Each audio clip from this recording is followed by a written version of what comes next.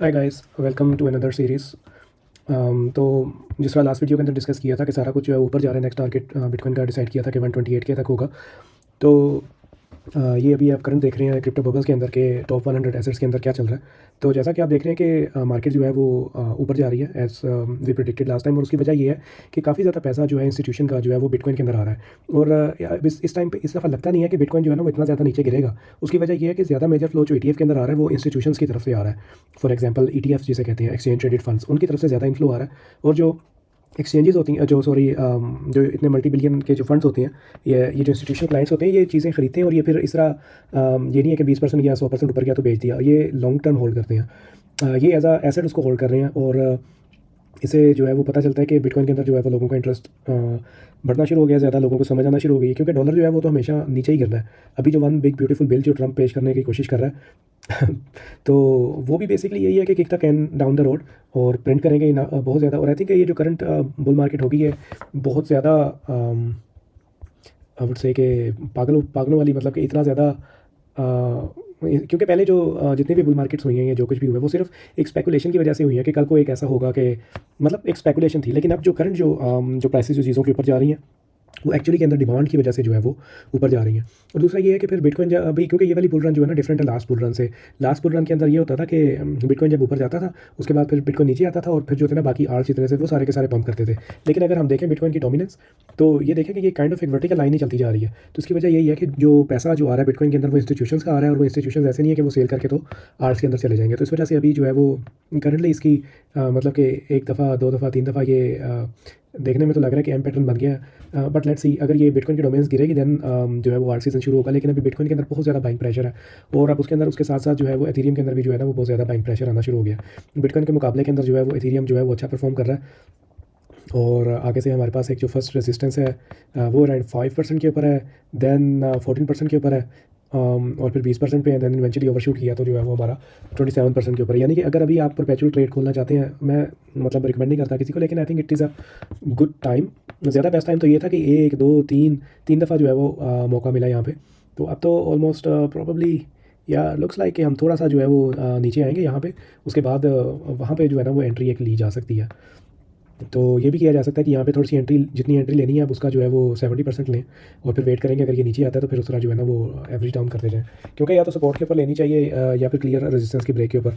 इसका चीज़ का भी वेट किया जा सकता है कि ये रेजिस्टेंस को ब्रेक करे, वापस आके इसको रीटेस्ट करे और फिर आप जो है वो ट्रेड के अंदर एंटर हो। खैर एनीवेज, नो फाइनेंशियल एडवाइस।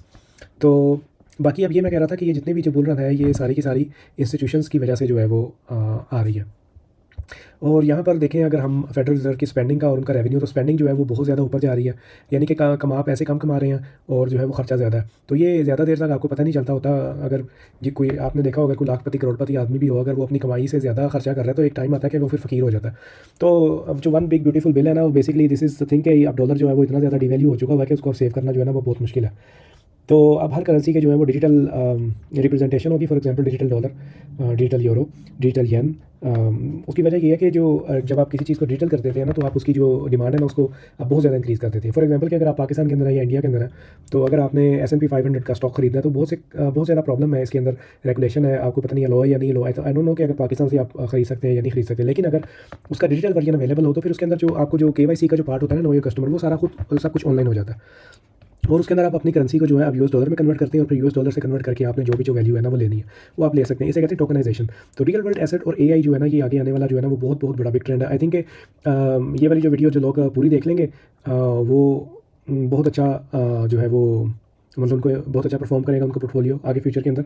और जो लोग मतलब इस वीडियो को नहीं देखेंगे या लेट देख रहे होंगे, वो कह रहे होंगे कि यार पहले क्यों नहीं सुनी। If you will listen this in a few years. तो कहने का मकसद ये है कि अब जो ब्लॉकचेन है ना उसको वैलिडिटी मिल गई, क्योंकि हर कंपनी जो है वो बिटकॉइन को एज अ ट्रेजरी यूज़ कर रही है। तो उससे ये होगा कि जो लोग डॉलर को और गोल्ड को ऑफलोड करेंगे और फिर बिटकॉइन को जो है वो मतलब कि अपनी बैलेंस शीट का पार्ट जो है वो बनाना शुरू कर देंगे। तो ये जो है ना, वो कहते हैं ना खरबूजा खरबूजे को देख के रंग पकड़ता है। तो ये जिस तरह फॉर एग्जांपल एक बंदा नाचना शुरू करता है और फिर जब उसको दूसरा बंदा जैसे ही ज्वाइन करता है ना, उसके बाद मतलब मल्टीपल लोग जो है वो नाचना शुरू कर देते हैं उसके साथ। तो ये यहाँ पर भी ऐसे ही खरबूजा खरबूजे को देख के रंग पकड़ता है कि पहले एक कंपनी डालती है, लोग उसको देखते हैं कि अच्छा ठीक है इसका स्टॉक परफॉर्म किया है, मतलब प्रूफ ऑफ कॉन्सेप्ट मिल जाता है। उसके बाद फिर जो है ना वो ये होता है कि companies will break their neck to get in. फिर फोमो शुरू हो जाता है कि बस जो है ना आप ले लो। तो इंटरेस्ट रेट कट जो ये अपना मीटिंग आगे से आई थिंक 6 दिनों के अंदर हो रही है, उसके अंदर कोई इंटरेस्ट रेट कट नहीं आ रहा। तो 99.8% चांस है कि कोई इंटरेस्ट रेट नहीं आ रहा, और 0.2% चांस है कि शायद वो, खैर मतलब इतना ज़्यादा चांस है कि नहीं आ रहा, तो ये शो कर रहा है कि जो है वो बढ़ाया जा सकता है interest rate, which is not possible right now. तो उसके अलावा अगर जून में देखें तो जून के अंदर जो है वो क्या कहते हैं जी, 18% लोग जो हैं वो कह रहे हैं कि रेट कट होगा, और जो 81% लोग हैं वो कह रहे हैं रेट कट नहीं होगा। सितंबर के अंदर जो है I think make and break moment है, क्योंकि यहाँ पे अराउंड 62% चांस है कि जो है ना इंटरेस्ट रेट कट होंगे, और 30% चांस है कि इंटरेस्ट रेट कट नहीं होगा। लेकिन ये अभी एक दो महीने आगे पड़ा हुआ है, तो it will swing very very dramatically. और दूसरा, ये जॉब रिपोर्ट्स जो आई हैं इसके अंदर जो है वो यूएस ने जो 139 जॉब्स जो है ना वो ऐड की हैं। अच्छा, ये भी ना सारे का सारा धोखा और झूठ होता है, वो मैं बताता हूँ आपको कि क्यों ये धोखा और झूठ होता है। खैर एनीवेज, ये देखें कि मंथली जॉब क्रिएशन 2022 से लेकर 2025 तक, तो ऐसे लग रहा है कि ये जो जॉब मार्केट है ना ये टॉप आउट हो गई है। मतलब कम से कम जॉब ओपनिंग्स हैं यहाँ पे। फरवरी के अंदर 909,004 जॉब्स ऐड की थी, देन 482, और अब जो है ना, और ये भी सही नंबर नहीं है। दूसरा, ये वेज ग्रोथ जो है आवरली, वो भी चलो थोड़ी सी बेहतर हुई है। अच्छा, अब यहाँ पे जो है ना ये जॉब रिपोर्ट है जो इन्होंने जो है ना ये शाया करते हैं, जून 6 की है। अब यहाँ पे एंड के पर जो है ना, तो वो कह रहे हैं कि जो लास्ट जॉब रिपोर्ट दी थी ना हमने, उसमें गलती हो गई है। तो वो 65,000 जॉब्स जो थी ना वो कम हमने ऐड की थी। तो अब वो जो 185,000 जॉब्स हमने बताई थी ना आपको, वो 120,000 जॉब्स हैं। और इसी तरह जो अप्रैल की थी ना, उसमें भी जो है ना वो हमसे 30,000 की जो है ना वो गलती हो गई थी। तो मतलब ये सारे का सारा पहले बताते हैं कि जी हमने 1 लाख इतनी जॉब ऐड कर ली, बाद में कहते हैं नहीं, गलती लगी, 1 लाख नहीं थी जी, वो 50,000 थी। तो इवेंचुअली जो डिजिटल करेंसीज़ हैं, क्योंकि बाकी जितनी भी करेंसीज़ हैं ना वो प्रिंट की जा सकती हैं, तो उनके ऊपर जो है वो अपना लोगों का जो है ना वो ट्रस्ट कम होता जा रहा है। और दूसरा, अब ब्लैक रॉक जो है ना वो इथेरियम को बहुत ज़्यादा पुश कर रहा है। उसकी वजह ये है कि कुछ एसेट्स ऐसे होते हैं जब आप उसके अंदर इन्वेस्ट करते हैं ना, तो वो आपको इन्फ्लेशन से बचाते हैं। कुछ एसेट ऐसे होते हैं कि जो आपको थोड़ा सा रिटर्न भी देते हैं, और कुछ ऐसे एसेट्स होते हैं जो स्टोर ऑफ वैल्यू है। जो एथेरियम है ना वो तीनों की तीनों चीज़ें हैं, क्योंकि एथेरियम के ऊपर जो एप्लीकेशंस बनेंगी जब आपने वो यूज़ करनी है, तो उस जो ब्लॉकचेन का जो पेट्रोल है वो एथेरियम खुद है। तो यानी आपको एथेरियम की ज़रूरत पड़ेगी अगर आपने वो एप्लीकेशन यूज़ करनी है। आप जब उसको स्टेक करेंगे एथेरियम को, तो आपको पैसिव रिवॉर्ड्स मिलेंगे। तो जब आपको पैसिव रिवॉर्ड्स मिलेंगे तो आपका जो ओरिजिनल एसेट है वो इंक्रीज़ होता जाएगा। यानी कि जो एक आपका ओरिजिनल एसेट है वो इन्फ्लेशन हेज भी है, वो आपको पैसिव इनकम भी दे रहा है, और जो है उसकी वैल्यू भी जो है वो अपनी इंक्रीज़ होती जा रही है। तो इस वजह से एथेरियम जो है वो बहुत अच्छा परफॉर्म करेगा। Even though in a few years I think बहुत डिफरेंट ब्लॉकचेन्स आके एथेरियम को जो है वो रिप्लेस कर देंगी, क्योंकि Ethereum is like very very old technology, और मतलब it's not really up to the mark. तो अच्छा से जाते हैं एआई के अंदर, क्योंकि एआई जो रन है ना एआई की, वो बहुत ज़्यादा स्पेकुलेशन है इसके अंदर। क्योंकि अब जो ओपन एआई वो भी न्यू वर्जन रिलीज़ कर रहा है, गूगल भी कर रहा है, हर बंदा जो कंपनीज जो है वो एआई के अंदर घुसे हुए हैं। तो एआई के अंदर जो बेस्ट कॉइन्स है ना, आई थिंक एक तो बिटटेंसर है, जिसे टाओ कहते हैं। नियर जो है ये भी एक अच्छा कॉइन है। उसके अलावा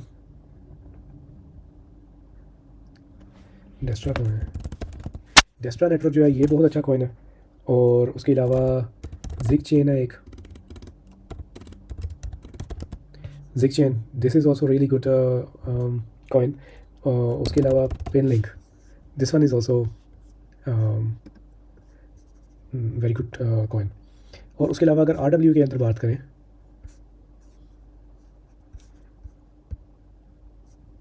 चेन लिंक जो है वो सबसे ज़्यादा यूज़ होने वाला जो है वो कॉइन है। तो I think Chainlink is really good. Avax जो है वो गुड है। उसके अलावा ओंडो इज़ रियली गुड। और या तो ये वाले जो कॉइन्स हैं ना ये बहुत अच्छे, इनका फ्यूचर जो है वो काफ़ी ब्राइट है।